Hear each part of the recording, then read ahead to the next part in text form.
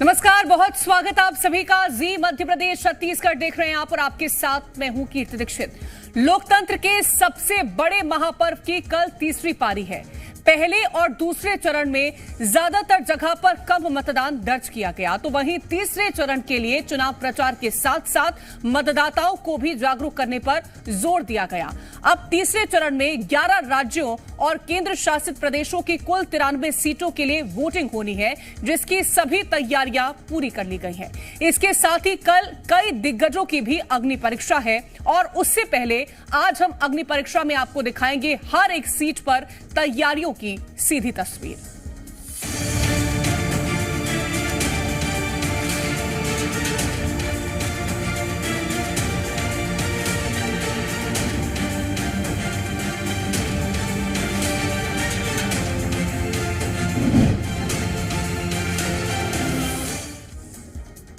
लोकसभा चुनाव के तीसरे चरण का रण सज चुका है। तीसरे चरण के चुनाव के लिए कल मतदान होगा और उससे पहले चुनाव आयोग की तरफ से सभी तैयारियां पूरी कर ली गई हैं।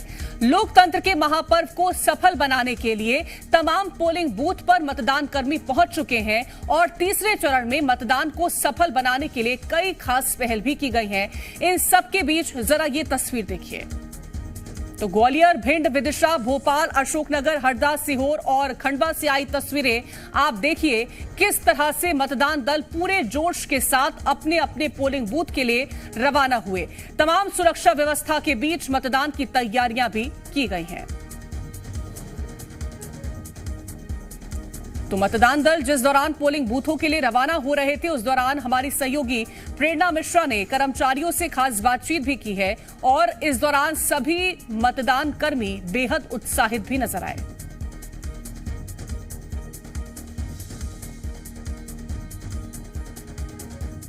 मैं पीठासीन अधिकारी बना हूं, तो मेन काम तो मेरा ही होगा वहाँ पर पूरे ग्रुप को संभालना और अच्छे से इलेक्शन करवाना। मेरा मानना यही है कि वोट हमारा अधिकार है, तो उसे छोड़ना नहीं चाहिए। आप एक नेता का अपने चुनाव करें अपने देश की प्रगति के लिए, तो सभी की जिम्मेदारी है। जैसे हमारी जिम्मेदारी है कि हम चुनाव करा रहे हैं, ऐसे सभी देश के हर एक नागरिक की जिम्मेदारी है कि वो आके अपना प्रतिशत दे। वोटर कैसे आएंगे, निकासी द्वार क्या होगा, पोलिंग एजेंट्स कहाँ बिठाएंगे, हम अपने मतदान दल को कहाँ बिठाएंगे, ये सारी जिम्मेदारी देखनी होगी। फर्स्ट टाइम का एक्साइटमेंट है अलग। अच्छा, घर पे सबको बोल के आए हो कि वोट डालना है सबको? मैं तो जा रही हूँ। काम को बड़ी जिम्मेदारी से निभाता हूँ। आज की जो ड्यूटी मिली है, मेरे साथ मेरे बॉस हैं, मैं उनको कोऑपरेट करूँगा। जाके बूथ चेक करेंगे, बूथ का एरिया देखेंगे, ये देखेंगे कि मतदाता आएँ और सुविधा से आएँ, अव्यवस्था ना हो, क्यू में रहे, क्योंकि पोलिंग हमारे बूथ पे 1000 के करीब है, तो हमको बहुत स्पीडली काम करना पड़ेगा। तो एक तरफ मतदाताओं के मुद्दे हैं, तो वहीं दूसरी ओर सियासी पार्टियों के दावे भी खूब देखने को मिले। बीजेपी हो या फिर कांग्रेस, हर कोई तीसरे चरण में खुद को सियासी मैदान में मजबूत बनाने की बात कर रहा है। जनता पार्टी पूरी तरह से तीसरे चरण के चुनाव के लिए तैयार है। कांग्रेस के हौसले पस्त हैं, कार्यकर्ता लुप्त और सुप्त हैं। किसी भी प्रकार से जीत की संभावना कांग्रेस में दिख नहीं रही, इसलिए उनके परंपरागत वोटर भी और सपोर्टर भी चुप्पी साध बैठे हैं। देश की जनता का चुनाव है। देश की जनता आज परिवर्तन के लिए अपने वोट का उपयोग करने जा रही है। जिस तरीके से विपक्ष में रहते हुए भाजपा ने जो देश की जनता से वादे किए थे, चाहे वो 2 करोड़ रोजगार की हो, महंगाई पे अंकुश लगाना हो, भ्रष्टाचार को खत्म करना हो, सभी मोदी जी की गारंटियों में मोदी जी विफल साबित हुए। आज देश की जनता ये भली भांति समझ चुकी है कि देश में विकास के नाम पर वोट दिए जाएंगे, ना कि धर्म आधारित राजनीति को हम बढ़ावा देंगे। तो किस सीट पर मतदान की कैसी तैयारी है, कैसी सुरक्षा व्यवस्था है, उसे जानने से पहले आपको 2019 के नतीजे बता देते हैं। तीसरे चरण में जिन सीटों पर मतदान होना है, उन सीटों पर 2019 में किस पार्टी का कब्जा रहा, आपको वो ग्राफिक्स के जरिए बताते हैं। सबसे पहले बात मुरैना सीट की करते हैं, जहां बीजेपी ने जीत हासिल की और कांग्रेस के रामनिवास रावत को हार का सामना करना पड़ा। अब बात करते हैं भिंड लोकसभा सीट की, जहां बीजेपी की संध्या राय ने जीत हासिल की और कांग्रेस के देवाशीष को हार का सामना करना पड़ा था। और अब बात करते हैं ग्वालियर लोकसभा सीट की, जहां बीजेपी के विवेक नारायण ने जीत हासिल की और कांग्रेस के अशोक सिंह को हार का सामना करना पड़ा था। बात गुना लोकसभा सीट की करते हैं तो यहां बीजेपी के केपी यादव ने जीत हासिल की और उस समय कांग्रेस में मौजूद ज्योतिरादित्य सिंधिया को हार का सामना करना पड़ा था। वहीं सागर लोकसभा सीट की बात करते हैं तो यहां 2019 में बीजेपी के राज बहादुर सिंह ने जीत हासिल की और कांग्रेस के प्रभु सिंह ठाकुर को हार का सामना करना पड़ा। वहीं विदिशा सीट की बात करते हैं तो यहां बीजेपी के रमाकांत भार्गव ने जीत हासिल की और कांग्रेस के शैलेंद्र पटेल को हार का सामना करना पड़ा। राजधानी भोपाल की बात करते हैं तो यहां बीजेपी नेता प्रज्ञा सिंह ठाकुर ने जीत हासिल की थी और कांग्रेस के दिग्गज नेता दिग्विजय सिंह को हार का सामना करना पड़ा। राजगढ़ सीट की बात करते हैं तो यहां बीजेपी के रोडमल नागर ने जीत हासिल की और कांग्रेस की मोना सुसास्तानी को करारी शिकस्त मिली थी। बैतूल लोकसभा सीट की बात करें तो यहां बीजेपी के दुर्गादास उइके ने शानदार जीत हासिल की और कांग्रेस के रामू टेकाम को हार का सामना करना पड़ा था। तो ये 2019 के नतीजे रहे थे। अब चर्चा कर लेते हैं कि अलग अलग तैयारियां बूथों पर किस तरह से हो रही हैं, उनको लेकर के हम जानकारी लेंगे। आकाश हमारे संवाददाता राजगढ़ से जुड़ गए हैं, प्रेरणा मिश्रा हमारे साथ भोपाल से जुड़ गई हैं। सबसे पहले प्रेरणा का रुख करूंगी। प्रेरणा, भोपाल के बूथों की बात करते हैं, मतदान को लेकर के तैयारियों की बात करते हैं तो कैसी तस्वीरें हैं? निश्चित रूप से मैं सबसे पहले आपको बता देती हूँ कीर्ति, राजधानी भोपाल वीआईपी सीट मानी जा रही है लोकसभा चुनाव को लेकर। वो इसलिए क्योंकि राजधानी है, यानी कि केंद्र है। अब अगर मैं बात करूं यहाँ के प्रत्याशियों की, भारतीय जनता पार्टी से आलोक शर्मा को यहाँ पर मौका दिया गया है। अरुण श्रीवास्तव कांग्रेस पार्टी से चुनावी मैदान में नजर आ रहे हैं। आलोक शर्मा हालांकि विधानसभा चुनाव में भी लड़े थे भारतीय जनता पार्टी की ओर से, लेकिन संतोषजनक परिणाम नहीं आए। अब अगर मैं बात करूं लोकसभा चुनाव की, लोकसभा चुनाव से एक बार फिर से चुनावी मैदान में है, महापौर रह चुके हैं राजधानी भोपाल के। और इसके बाद अगर मैं मतदान केंद्रों आपको जानकारी दूं, 2000 से ज्यादा मतदान केंद्र राजधानी भोपाल में बनाए गए हैं। वहीं सुरक्षा की चाक चौबंद व्यवस्था है और लगभग 5000 पुलिस कर्मियों की तैनाती राजधानी भोपाल के अलग अलग मतदान केंद्रों में की गई है। 300 के आसपास जो मतदान केंद्र हैं उनको संवेदनशील घोषित किया गया है और अलग अलग मतदान केंद्रों में आज सुबह ही मतदान कर्मी रवाना हो गए थे। वहां पर तैयारियां पूरी कर ली गई हैं। कल सुबह 5:30 बजे से मॉक पोल शुरू होगा, क्योंकि 7 बजे से जो वोटर्स हैं वो पहुंचने लगेंगे और जो उनके वोट डालने का सिलसिला है वो शुरू हो जाएगा। कीर्ति, यही कारण है कि आज ही मतदान दलों ने अपनी अपनी तैयारियां कर ली हैं। राजधानी भोपाल में तमाम लोग वोट डालेंगे और वीआईपी सीट इसलिए भी कहा जा रहा है क्योंकि यहां से, चाहे हम बात करें भारतीय जनता पार्टी के तमाम सीनियर लीडर्स यहां से वोट डालेंगे। इसी के साथ कांग्रेस पार्टी के भी कई ऐसे दिग्गज नेता हैं जो कि राजधानी भोपाल से अपने मताधिकार का प्रयोग करेंगे, अपना प्रत्याशी चुनेंगे। ये कारण भी है राजधानी भोपाल को वीआईपी सीट माना जा रहा है। इसी के साथ कल सुबह 7 बजे से मतदान शुरू होगा। इससे पहले मतदान दल की जिम्मेदारी है मॉक पोल की, यानी कि मॉक पोल के माध्यम से इन तमाम व्यवस्थाओं को देखा जाएगा कि जो वोटिंग की मशीन्स हैं, ईवीएम मशीन्स हैं, वो ठीक ढंग से प्रयोग में लाई जा सकती हैं, काम कर रही हैं या नहीं कर रही हैं। उसके बाद 7 बजे से लेकर शाम 6 बजे तक का वक्त है, जबकि जो मतदाता हैं वो केंद्रों पर पहुंच सकते हैं, मतदान करेंगे। लेकिन इससे पहले अगर मैं बूथों की बात करूं, तैयारियों के नाम पर ये भी व्यवस्था की गई, क्योंकि गर्मी बहुत भीषण है कीर्ति, इसलिए पानी की व्यवस्था है, टेंट की व्यवस्था है, ताकि किसी तरह की परेशानी जो वहां पर मतदान कर्मी पहुंच रहे हैं और जो मतदाता पहुंच रहे हैं उनको किसी तरह की समस्या का सामना ना करना पड़े, इसलिए जल की व्यवस्था कर दी गई है। लोग यही संदेश दे रहे हैं, पहले जलपान फिर मतदान, यानी कि पहले आप माफ कीजिएगा, पहले मतदान फिर जलपान, यानी कि सबसे पहले आपको अपने मताधिकार का प्रयोग करना है। 2 चरण की अगर मैं बात करूं कीर्ति, क्योंकि पहले 2 चरण मध्य प्रदेश में लोकसभा चुनाव के हो चुके हैं और वहां पर संतोषजनक वोटिंग नहीं हुई है, यानी कि वोट प्रतिशत घटा है। इसलिए तीसरे चरण में राजनीतिक दलों की भी तैयारी है कि मतदाता जो है उन्हें ज्यादा से ज्यादा इस बात के लिए मोटिवेट किया जाए कि अपने मतदान केंद्र में पहुंचकर अपने इस लोकतंत्र के महापर्व में हिस्सा लें, उसके सहभागी बने। और इसी के साथ जो मतदान कर्मी हैं वो भी इसी कोशिश में जुटे हुए हैं कि तैयारी ऐसी हो कि जो मतदाता है वो यहाँ पर पहुंचे और अपने मताधिकार का प्रयोग कर सके। हालांकि क्या नतीजे आपके पास और भी जानकारी आपसे जरूर लूंगी। आकाश का एक बार रुख कर लूं। आकाश राजगढ़ से हमारे साथ जुड़े हुए हैं। आकाश, राजगढ़ हाई प्रोफाइल सीट इस वक्त मानी जा रही है क्योंकि दिग्गज यहां से चुनावी मैदान में है।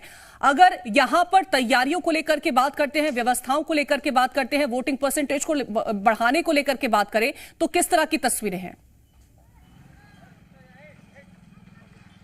देखिए, दिग्विजय सिंह की शाख राजगढ़ सीट से इस बार दांव पर लगी है, क्योंकि दिग्गी ये दावा कर रहे हैं कि उनका ये आखिरी चुनाव है और ऐसे में राजगढ़ की जनता किसको अपना सांसद चुनती है, इस पर सबकी नजरें हैं। और इस संसदीय सीट की बात करें तो यहाँ पर तैयारियां लगभग पूरी हो चुकी हैं। 2240 पोलिंग बूथ पर जो मतदान कर्मी वो पहुंच चुके हैं और यहाँ पर क्योंकि गर्मी जिस तरीके से है, 40 डिग्री के आसपास दिन में तापमान दर्ज किया जा रहा है और इस 40 डिग्री तापमान के बीच मतदान प्रतिशत बढ़ाना ये जिला निर्वाचन अधिकारी के लिए वाकई में एक चुनौती का विषय होगा।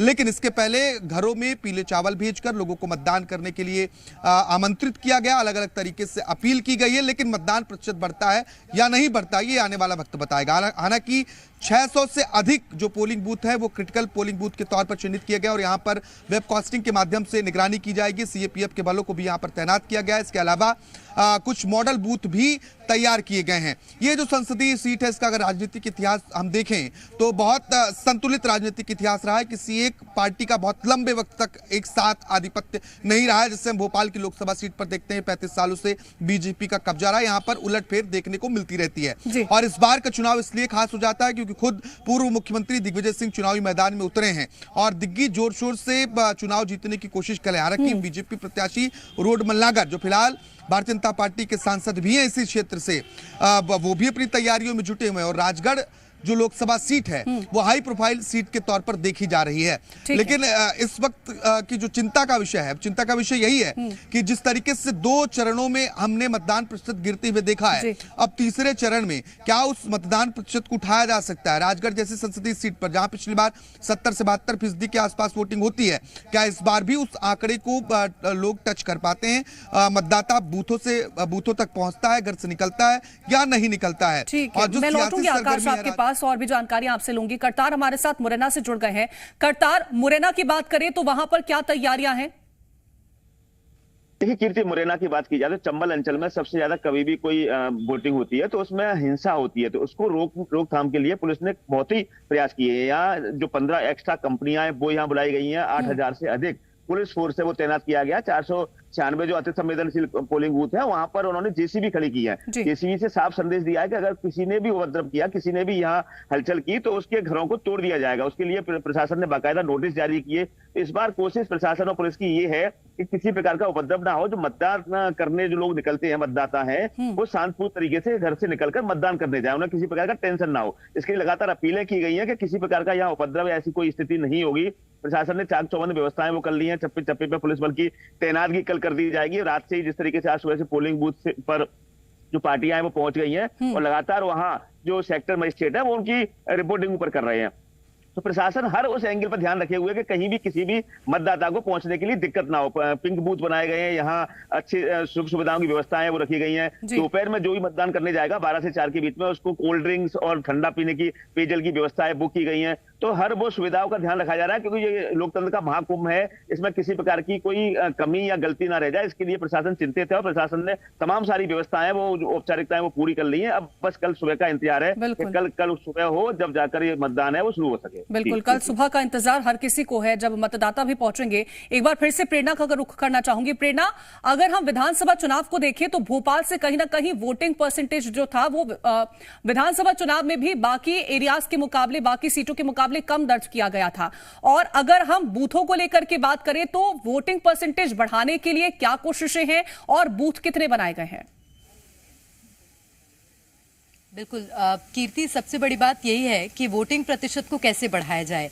एक बड़ा कारण वोट प्रतिशत गिरने का यह भी है कि गर्मी बहुत भीषण पड़ रही है और उससे राजधानी भी अछूती नहीं है। यही कारण है कि जो वोटर्स हैं वो दिन के समय अपने घरों से नहीं निकल रहे हैं। या तो आप ये मानिए कि सुबह के वक्त वोट प्रतिशत संतोषजनक हो जाता है या तो शाम के वक्त। दिन का जो वक्त है यानी कि लगभग आप मानिए 10 से लेकर शाम 4 बजे तक का वक्त ऐसा है जबकि बहुत ज्यादा गर्मी पड़ती है। अब बूथों में किस तरह से मतदाताओं को अट्रैक्ट किया जाए ये एक बड़ी बात है और इसके लिए मतदान केंद्रों को सजा दिया गया है, अलग अलग तरह से सजाया गया है। पिंक बूथ भी बनाए गए हैं जहां पर सिर्फ महिला मतदाता है और जो मतदान दल है वो भी महिलाएं ही हैं। यहां तक कि जो सुरक्षा व्यवस्था की तैनाती है वहां पर वो भी महिलाओं की है कीर्ति। अब क्या नतीजे आते हैं वोटिंग प्रतिशत के, ये कल शाम तक ही साफ हो पाएगा। लेकिन राजधानी भोपाल में आपने ठीक कहा, विधानसभा चुनाव में भी जो वोट प्रतिशत था वो घटा था।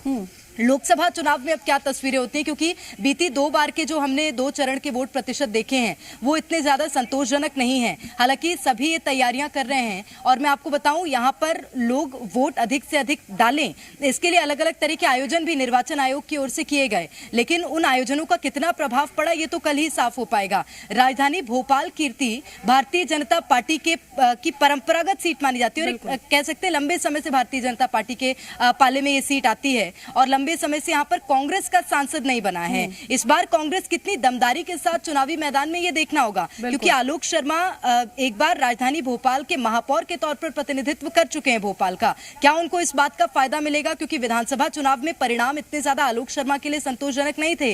हालांकि ये भी कहा जा सकता है कि जिस सीट से उस वक्त आलोक शर्मा विधानसभा का चुनाव लड़े थे वो कांग्रेस पार्टी की परंपरागत सीट थी, लेकिन अब यहाँ पर तो इस बार कितना कमाल यहाँ पर देख पाते हैं। लौटूंगी मैं आपके पास, भोपाल में होता है वो हम जरूर देखेंगे। आकाश का एक बार फिर से रुक करना चाहूंगी। आकाश, राजगढ़ की बात करते हैं जब हम, तो आखिरी अपील जिस तरह से आपने कहा कि दिग्विजय सिंह ने ये अपील करी कि ये मेरा आखिरी चुनाव हो सकता है, ये अपील उनके पक्ष में कितना काम कर सकती है? और जिस तरह से अगर हम बात करें, आपने कहा कि अगर लोग ज्यादा यहां पर मतदान करने पहुंचते हैं तो उसके क्या संकेत माने जाएं? देखिए, जो आखिरी चुनाव लड़ने की अपील होती है इसके मायने ये हैं कि मतदाताओं को भावनात्मक रूप से अपनी तरफ खींचना। कमलनाथ यही सेम जो बातें हैं वो छिंदवाड़ा में कर रहे थे कि 44 साल से मैं छिंदवाड़ा की सेवा कर रहा हूं और इस तमाम तरह की बातों के बीच छिंदवाड़ा का चुनाव निकला। अब वही बातचीत लगभग दिग्विजय सिंह राजगढ़ संसदीय सीट पर कर रहे हैं और वाकई में दिग्विजय सिंह का आखिरी चुनाव हो सकता है, क्योंकि उनकी तब तक एज लिमिट जो है वो बहुत अधिक हो जाएगी और दिग्विजय सिंह खुद चुनाव लड़ना नहीं चाहेंगे। वोटिंग परसेंटेज की अगर हम बात करें तो जो वोटर्स टर्नआउट है, वोटर्स टर्नआउट ये बताता है कि अगर कम वोटिंग परसेंटेज होती है तो इससे सत्ता के खिलाफ वोटिंग मानी जाती है। ठीक ये वोटिंग 2014 के चुनावों में देखी जा सकती है, क्योंकि उस वक्त केंद्र में यूपीए की सरकार हुआ करती थी और उस वक्त जब वोटिंग परसेंटेज कम हुई, लगभग वही टेंडेंसी इस जो 2 चरण के चुनाव मध्य प्रदेश में हुए हैं, अगर वो हम देखें तो लगभग उसी से मैच करती है। राजनीतिक विश्लेषक इस तरीके की बात मानते हैं, हालांकि इसमें कितना फैक्ट है इसका अंदाजा नहीं लगाया जा सकता है, लेकिन कहा यही जाता है कि ये सत्ता के खिलाफ वोटिंग हो रही है। और इस बार की जो 2 चरणों में वोटिंग परसेंटेज गिरी है इसके पीछे 2-3 बड़ी वजहें देखी जा रही हैं। एक तो पहला, बहुत अधिक गर्मी है, 40 डिग्री के आसपास अधिकतर जिलों में तापमान दर्ज किया जा रहा है। दूसरा, अभी शादी का सीजन चल रहा है, यानी कि लगन का समय है, ऐसे में बहुत सारे लोग अपने इन सब कार्यों में व्यस्त हैं। तीसरा, खेती किसानी और कटाई की वजह से कुछ लोगों की व्यस्तताएं इस क्षेत्र में भी देखी जा रही हैं और कई बार ये कारण भी सामने आते हैं कि मतदाता पर्ची का सही तरीके से वितरण ना होना। हालांकि इस बार जो 2 चरणों में वोटिंग परसेंटेज कम हुए, इसके बाद मुख्य निर्वाचन पदाधिकारी ने सभी कलेक्टरों की बैठक भी ली और दूसरे चरण में, पहले चरण में जिन क्षेत्रों में चुनाव थे उन जिलों के कलेक्टर्स पर नाराजगी भी जताई और ये भी कहा कि अब जिन चरणों में चुनाव होने हैं वहां पर कलेक्टर से कोशिश करें कि मतदान प्रतिशत बढ़े, जिसके बाद अलग अलग तरीके की एक्टिविटी बिल्कुल अलग अलग तरह के आयोजन किए गए हैं, एक्टिविटीज की गई हैं ताकि लोगों को कहीं ना कहीं घर से बाहर निकाला जाए ताकि वो वोट करने के लिए जरूर पहुंचे। और जी मध्य प्रदेश छत्तीसगढ़ भी आपसे यही अपील करता है कि घरों से बाहर निकले, कल वोट करने के लिए जरूर पहुंचे। बहुत शुक्रिया तमाम जानकारी पहुंचाने के लिए आप सभी का।